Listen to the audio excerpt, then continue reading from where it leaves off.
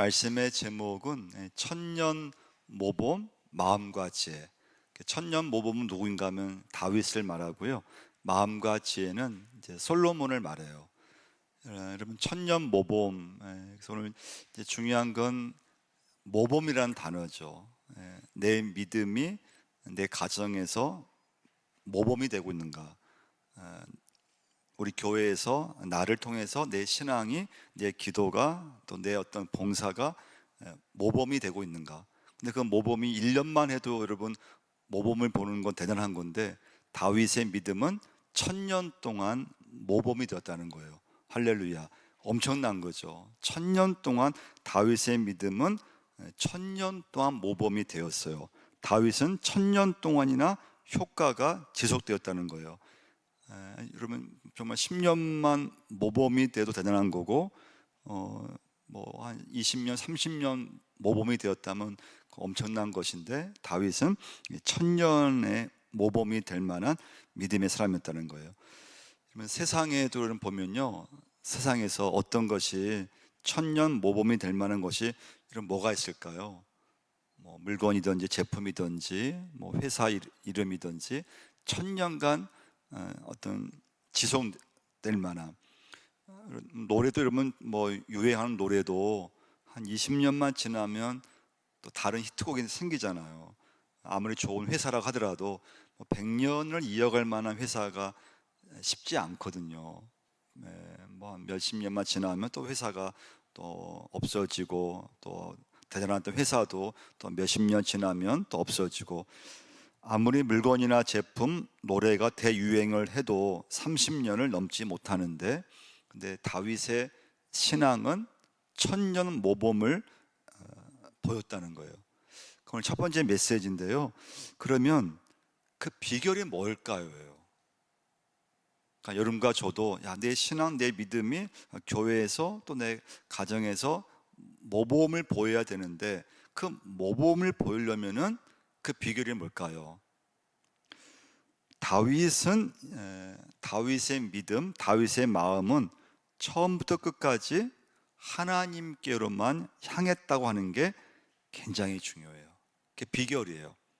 그러니까 여러분, 신앙의 모범을 보려면 내 마음, 내 지금 삶, 내 생활이, 내 마음이 하여튼 처음부터 끝까지 하나님께로 향해 있어야 신앙의 모범이 되어 줄 믿습니다. 그게 비결이에요.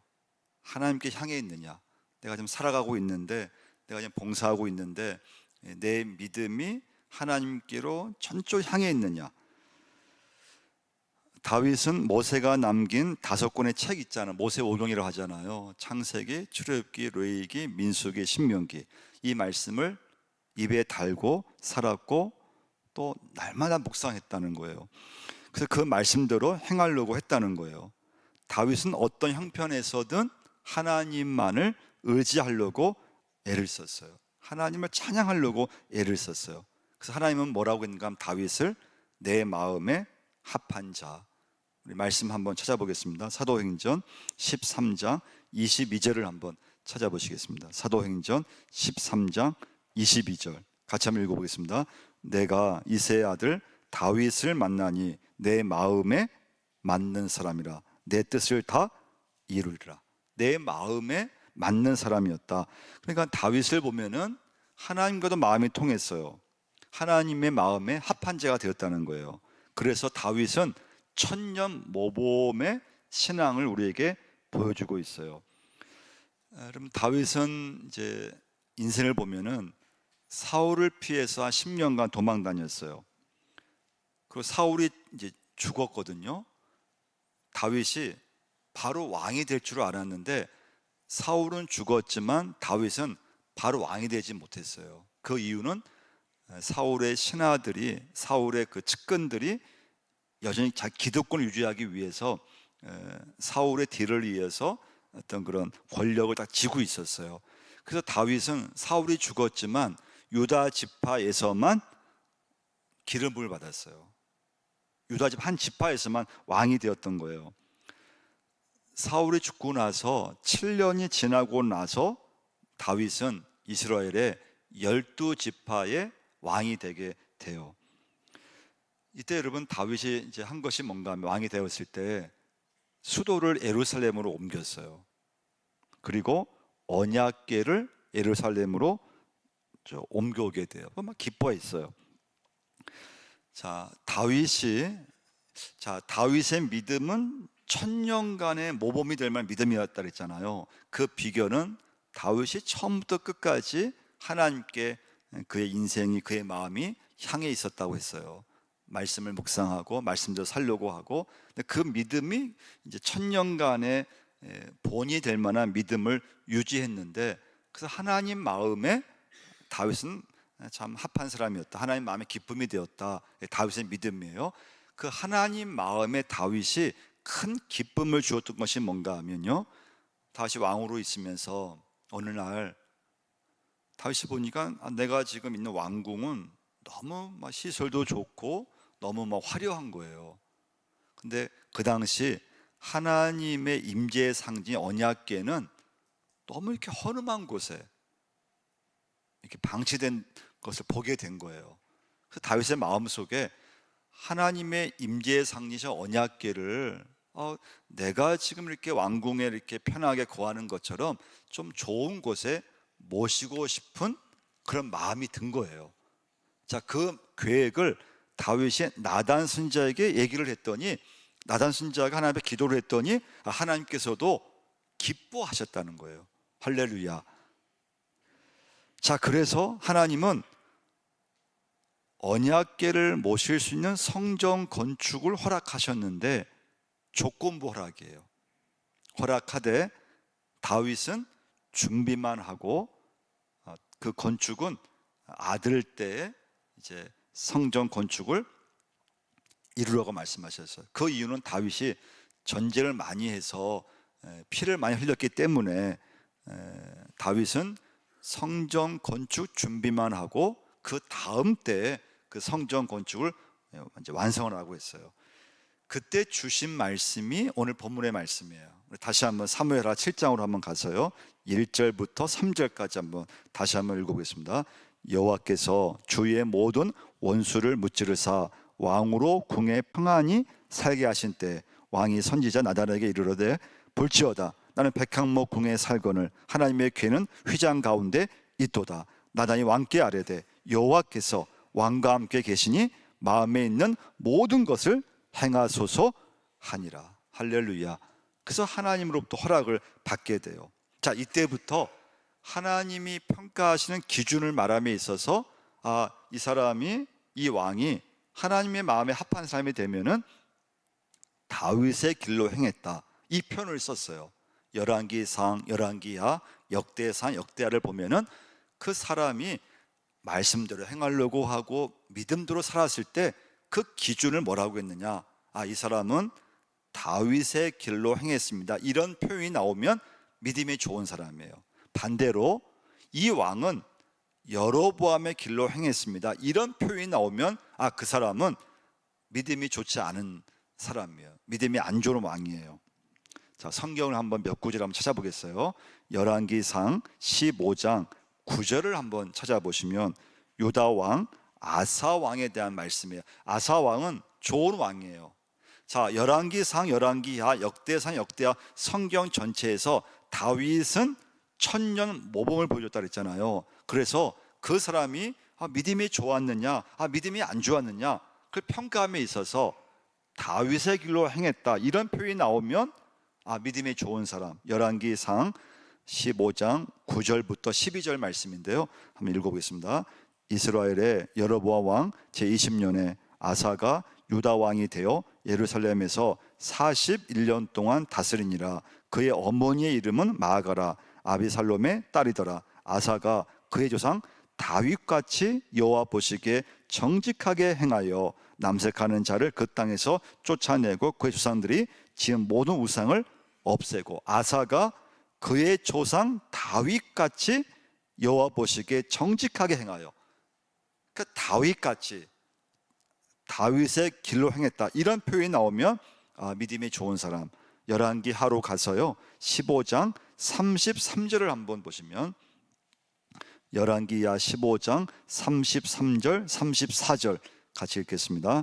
유다의 아사 왕 셋째 해 아이야의 아들 바아사가 디르사에서 모든 이스라엘의 왕이 되어 24년 동안 다스리니라. 바아사가 여호와 보시기에 악을 행하되 여로보암의 길로 행하며 그가 이스라엘에게 범하게 한 그 죄 중에 행하였더라. 여로보암의 길로 행했다고 하는 것은 믿음이 없었다, 신앙이 안 좋았다, 이런 이제 표현이에요. 열왕기하 16장 25절도 한번 보시면요, 이스라엘 오므리 왕에 대한 평가인데요. 열왕기하 16장 25절 26절 읽겠습니다. 오므리가 여호와 보시기에 악을 행하되 그 전에 모든 사람보다 더 악하게 행하여 느밧의 아들 여로보암의 모든 길로 행하며 그가 이스라엘에게 죄를 범하게 한 그 죄 중에 행하여 그들의 헛된 것들로 이스라엘의 하나님 여호와를 노하시게 하였더라. 자, 그래서 이제 성경에서 여로보암의 길로 행했다고 하는 것은 좋은 뜻이 아니에요. 반대로 다윗같이 행했다, 다윗의 길로 행했다, 이러면 믿음이 좋은 평가라고 하는 거예요. 자, 역대하로 한번 가서요, 34장 2절을 한번 보겠습니다. 역대하 34장 2절을 보시면 유대 왕 요시야 왕에 대한 평가인데, 요시야 왕은 좋은 왕이었어요. 하나님의 말씀대로 이제 하려고 했던 왕이에요. 역대하 34장 2절을 한번 같이 한번 읽어보겠습니다. 여호와 보시기에 정직히 행하여 그의 조상 다윗의 길로 걸으며 좌우로 치우치지 아니하고. 뭐라고 했습니까? 평가가요, 다윗의 길로 걸었다, 하나님 말씀대로 행했다, 이런 뜻이에요.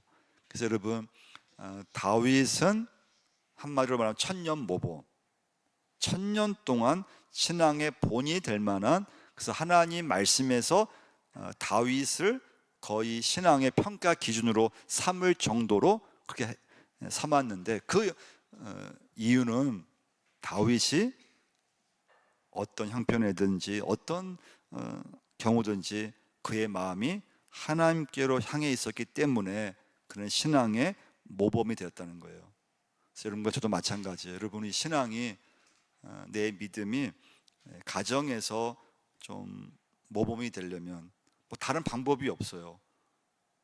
하나님께 향해 있을 때, 내가 교회 봉사하는데, 내가 속한 부서든지 내가 그 어떤 교회 봉사하면 직분자로 정말 본이 되려면 다른 방법이 없어요. 내 마음이, 내 믿음이 하나님께로 온전히 향해 있을 때 여러분과 저의 믿음이 모범이 되는 그런 믿음의 삶이 되는 줄 믿으시기를 바랍니다.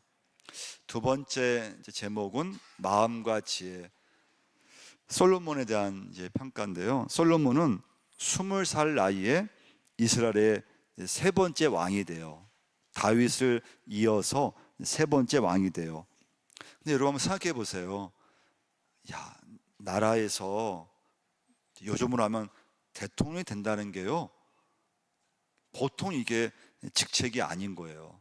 한 나라의 왕이 된다고 하는 게, 이게 아무나 이게 왕이 되는 것도 아니고 그 직책을 감당할 만한 능력이 있어야 돼요. 나라를 이끌어갈 대통령이 되려면요, 진짜 대통령을 될 만한, 대통령의 직책을 감당할 만한 그런 능력과 지혜와 있어야 돼요. 근데 솔로몬이 20살에 왕이 됐다 그랬잖아요. 근데 가만히 보니까 솔로몬이 왕이 되긴 됐는데 내 자신이 다윗의 아들이라고 하는, 내 아버지가 다윗이었다고 하는, 왕이었다고 하는 그거 외에 자기를 그냥 내세울 만한 것이 없다는 걸 알게 된 거예요. 그래서 이게, 내가 왕의 직책을 감당할 수 있을까? 내가 이게 감당할 수 없다는 것을 알게 되면서 솔로몬이 한 게 뭔가 하면 하나님께 아버지 다윗처럼 일천 번제를 드리게 된 거예요. 하나님, 제가 왕이 됐지만 제 능력과 저는 아무것도 할 수 없습니다. 하나님께 정말 마음에 합한 사람이 되기 위해서 하나님께 칭찬받는 왕이 되고자 하는 마음으로 일천 번제를 탁 드렸던 거예요. 그게 하나님 보시기에 이게 기쁨이 된 거예요. 감동이 된 거예요. 그리고 하나님께서 꿈에 솔로몬이 나타나서 뭐라고 했는가 하면, 너가 원하는 게 있으면 나한테 구하라고 했어요. 여러분 같으면 하나님께서 오늘 밤에 여러분과 저에 나타나서 너 소원이 있으면 나 다 들어줄 테니까 말해봐라. 근데 여러분 뭐라고 말을 하겠습니까? 하나님, 전 지금 돈이 좀 필요합니다. 하나님, 제가 지금 돈이 필요하니까 하나님 저에게 물질을 주옵소서. 하나님, 제가 직장에서 좀 승진해야 됩니다. 진급해야 됩니다. 하나님, 제 직장에서 좀 잘 승진할 수 있도록 하나님 저를 좀 길을 열어 주옵소서. 다 좀 원하는 그런 어떤 소원을 얘기할 만하잖아요. 근데 솔로몬은 뭘 구했을까요? 지혜를 구했어요. 근데 그것도 하나님도 마음 기쁘셨던 거예요. 야, 솔로몬이 왕으로 있으면서 좀 물질을 달라고 할 만하고, 또 다른 걸 좀 세상적인 것을 좀 이렇게 원할 만한데, 솔로몬은 하나님, 제가 왕으로서 너무나 지혜가 부족합니다. 저는 능력이 부족합니다. 하나님, 제가 왕으로 직분을 잘 감당할 수 있는 지혜를 주옵소서. 그 고백이 하나님 앞에 감동이 되면서 솔로몬에게 지혜뿐만 아니라 구하지 아니한 부귀 영화까지 그냥 덤으로 주셨다고 그랬어요. 자, 여기서 중요한 건 이런 모든 것이 하나님이 주신 마음에서부터 시작이 되었다는 거예요. 솔로몬이 1천 번제를 드리려고 했던 마음도, 솔로몬이 하나님께서 소원을 말하라고 했을 때 지혜를 구했던 마음, 그 모든 마음도 솔로몬이 이렇게 했지만은 하나님께서 그런 마음을 솔로몬에게 주셨다는 거예요. 잠언 1장 7절이죠. 여호와를 경외하는 것이 지식의 근본이거늘 미련한 자는 지혜와 훈계를 멸시하느니라. 우리 한번 열왕기상 4장으로 한번 가서요 29절과 30절을 한번 보시겠습니다. 열왕기상 4장 29절과 30절 같이 한번 읽겠습니다. 하나님이 솔로몬에게 지혜와 총명을 심히 많이 주시고 또 넓은 마음을 주시되 바닷가의 모래같이 하시니 솔로몬의 지혜가 동쪽 모든 사람의 지혜와 애굽의 모든 지혜보다 뛰어나니라. 그 솔로몬이 어디에서 유명해졌는가 하면요, 솔로몬의 재판에서 솔로몬의 이름이, 명성이 막 그 당시 전 세계에 퍼지게 됐어요. 유명하게 됐어요. 그 재판이 어떤 재판이죠? 아이를 낳았는데 이제 아이가 이제 한 아이는 죽었어요. 그때 두 엄마가 그 아이 하나를 놓고 이걸 자기 아이, 자기가 이제 생모라고 주장하는 그 재판을 솔로몬이 이제 하게 돼요. 뭐 요즘 같으면 여러분 이런 재판 어려운 거 아니죠. 그냥 유전자 검사하면은 그 아기가 누구 엄마인지 그냥 뭐 금방 나오는데, 이 당시는 그런 뭐 DNA라든가 유전자 검사를 할 수 없었잖아요. 자, 그래서 진짜 엄마가 누구인가 이걸 이제 솔로몬이 판정하게 되는데, 솔로몬이 이제 판결을 한 거죠. 아이를 그렇다면 둘로 나누라고 이렇게 명령을 내렸어요.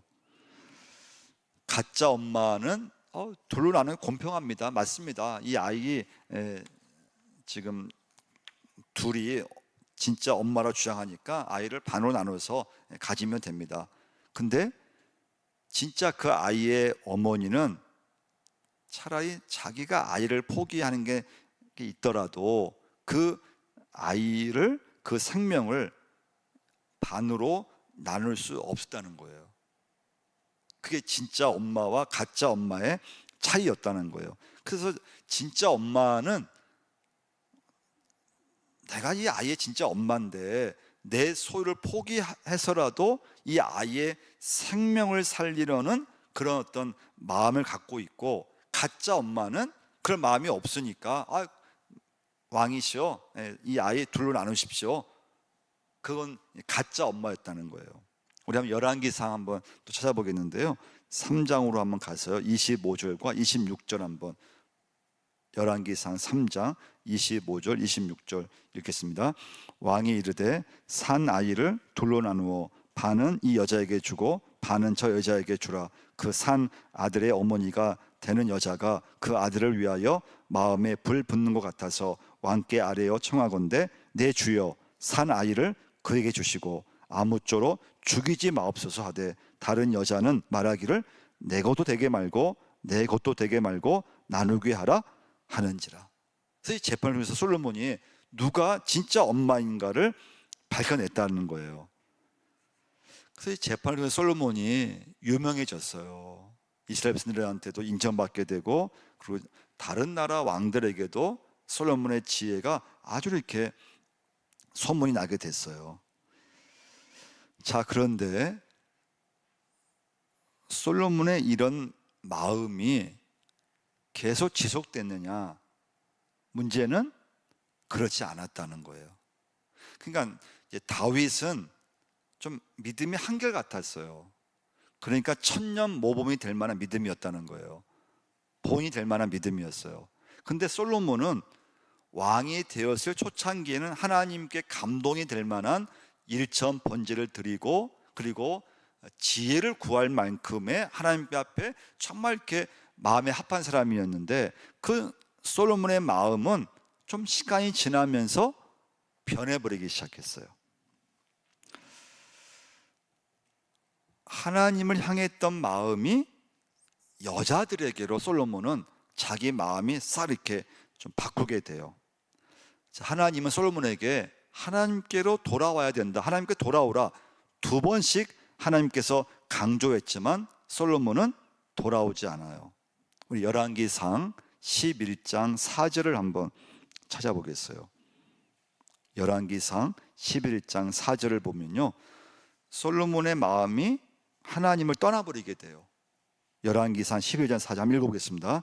솔로몬의 나이가 많을 때 그의 여인들이 그의 마음을 돌려 다른 신들을 따르게 하였으므로 왕의 마음이 그의 아버지 다윗의 마음과 같지 아니하여 그의 하나님 여호와 앞에 온전하지 못하였으니. 자, 솔로몬의 마음이 뭐라고 했습니까? 다윗의 마음과 같지 않았다. 여러분, 오늘 여러분과 저의 마음이 중요해요. 신앙생활하는 여러분과 지금 저의 마음이 정말 중요해요. 내 마음이 지금 어디로 향하고 있는가 너무나 중요해요. 지금 내 마음이 하나님께로 향하고 있다면은 하나님께서 기뻐하실 줄 믿습니다. 하나님께 감동이 되고 신앙의 본이 되고 신앙의 모범이 돼요. 그런데 내 마음이 하나님께 향해 있지 않고 자꾸 세상으로 가 있다든지, 내 마음이 사람에게 내 마음이 향해 있다면 예수를 믿고 신앙생활을 하고 있지만 내 신앙은 절대 본이 되지 못한다는 거예요. 다른 사람에게 모범이 되지 못한다고 하는 거예요. 솔로몬이 처음에는 그의 마음이 하나님께로 향해 있었어요. 근데 그의 마음은 나중에 하나님을 떠나버리게 돼요. 열왕기상 11장 9절도 한번 보시면요, 열왕기상 11장 9절부터 11절까지 한번 읽겠습니다. 솔로몬이 마음을 돌려 이스라엘의 하나님 여호와를 떠남으로 여호와께서 그에게 진노하시니라. 여호와께서 일찍이 두 번이나 그에게 나타나시고 이 일에 대하여 명령하사 다른 신을 따르지 말라 하였으나 그가 여호와의 명령을 지키지 않았으므로 하나님께서 솔로몬에게 말씀하시되 내게 이러한 일이 있었고 또 내가 내 언약과 내가 내게 명령한 법도를 지키지 아니하였으니 내가 반드시 이 나라를 내게서 빼앗아 내 신하에게 주리라. 그래서 여러분, 솔로몬이 죽고 나서 이스라엘은 남북이 분단되게 되는 거예요. 그러니까 여러분, 솔로몬을 보면요, 왕이 되는 집권 초기에는 재판도 잘했어요. 하나님 앞에 감동이 됐어요. 그런데 시간이 지나면서 자꾸 솔로몬 마음이 이렇게 변해버려요. 물론 솔로몬이 이제 마지막 노년이 되었을 때 회개를 하게 돼요. 그때 쓴 책이 전도서 말씀이에요. 전도서 말씀. 지나온 삶을 후회하게 되죠. 회개하게 돼요. 그래서 뭐라고 합니까? 전도 12장 1절 말씀에서 너는 청년의 때 너의 창조자를 기억하라. 할렐루야. 너무 좀 아쉽죠. 그렇지만 다행인 것은 솔로몬이 마지막에 회개하고 하나님 앞에 돌아오게 돼서 다행. 그렇지만 나라는 둘로 이제 분단되게 돼요. 나눠지게 돼요. 오늘 말씀 끝이에요. 그럼 여러분, 오늘 적용할 건 뭘까요? 다윗을 보면서는 내 인생에서, 내 믿음에서 믿음의 본이 되고 있는가? 솔로몬을 통해서는 지금 내 마음의 상태가 하나님께 향해 있는가? 그래서 여러분, 마음이 중요해요. 내 마음이 어디에 있는가? 내 마음이 하나님께 향해 있는가? 지금 내 마음이 사람에게 있는가? 지금 내 마음이 혼란한가? 지금 내 마음이 또 슬픈가? 지금 내 마음이 감정의 어떤 상태에 빠져 있는가? 지금 내 마음이 말씀에 정말 두고 있는가?